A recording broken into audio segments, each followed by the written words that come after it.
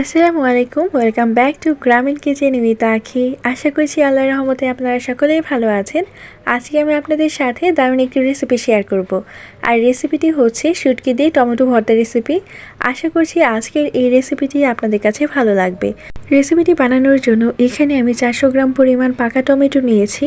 আর আমি টমেটোটা ভালোভাবে ধুয়ে নিয়েছি। এবার 4 টুকরো করে টমেটোগুলো কেটে নেব। ভর্তা বানানোর জন্য কিছু শুটকি মাছ নিয়েছি। এখানে আমি মলা মাছের শুটকি মাছটা নিয়েছি। এবার শুটকি মাছগুলো হালকা কুসুম গরম পানি দিয়ে ধুয়ে পরিষ্কার করে নেব। এখন রান্নায় চলে এলাম। রান্নার জন্য চুলায় একটি প্যান বসিয়ে দিয়েছি আর এতে রান্নার পর্যাপ্ত পরিমাণ তেল দিয়ে দিলাম।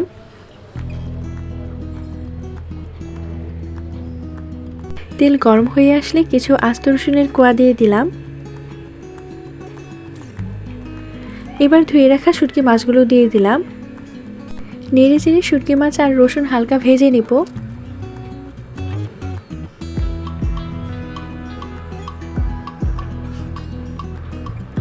শুটকি আর রসুন হালকা ভাজা হয়ে এসেছে। এ পর্যায়ে হাফ কাপ পরিমাণ পেঁয়াজ কুচি দিয়ে দিলাম। নেড়ে চেড়ে পেঁয়াজও হালকা ভেজে নেব।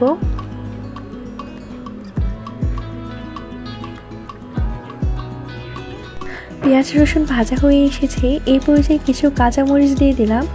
আমি মরিচগুলো 2 থেকে 3 টুকরা করে কেটে দিয়েছি। মরিচ দেওয়া হয়ে গেলে আবারও 30 সেকেন্ডের মতো সবগুলো উপকরণ ভেজে নেব।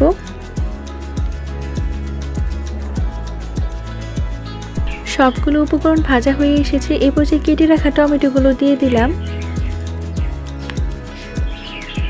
স্বাদ মতো লবণ দিয়ে দিলাম।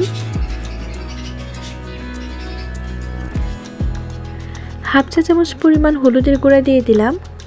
এবার নিয়েছি টমেটোগুলো হলুদ লবণের সাথে মিশিয়ে নেব।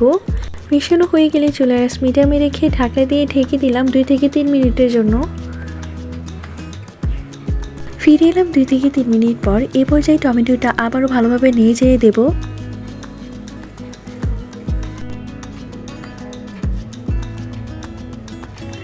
ভালোভাবে নাড়া দেওয়া হয়ে গেলে আবারও ঢাকনা দিয়ে ঢেকে দিলাম 4 থেকে 5 মিনিটের জন্য।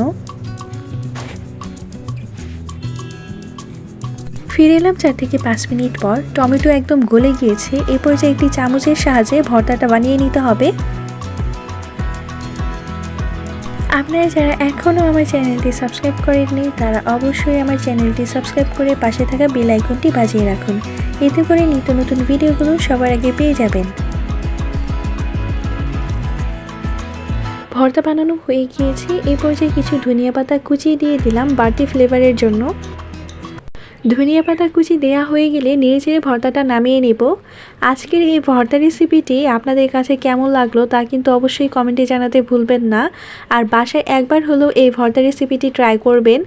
এভাবে টমেটো ভর্তা বানিয়ে গরম ভাতের সাথে খেতে খুবই ভালো লাগে। আশা করছি আপনাদের কাছেও ভালো লাগবে। আপনাদের দেখার সুবিধার্থে আমি ভর্তাটা পরিবেশন করে দেখাচ্ছি। এরকম সহজ ও নিত্য প্রয়োজনীয় রেসিপি পেতে হলে গ্রামীণ কিচেন উইথ আখি চ্যানেলের সাথেই থাকুন। আজকের মতো এখানেই বিদায় নিচ্ছি। দেখা হবে পরবর্তী ভিডিওতে। সে পর্যন্ত সকলেই ভালো থাকুন, সুস্থ থাকুন। আল্লাহ হাফেজ।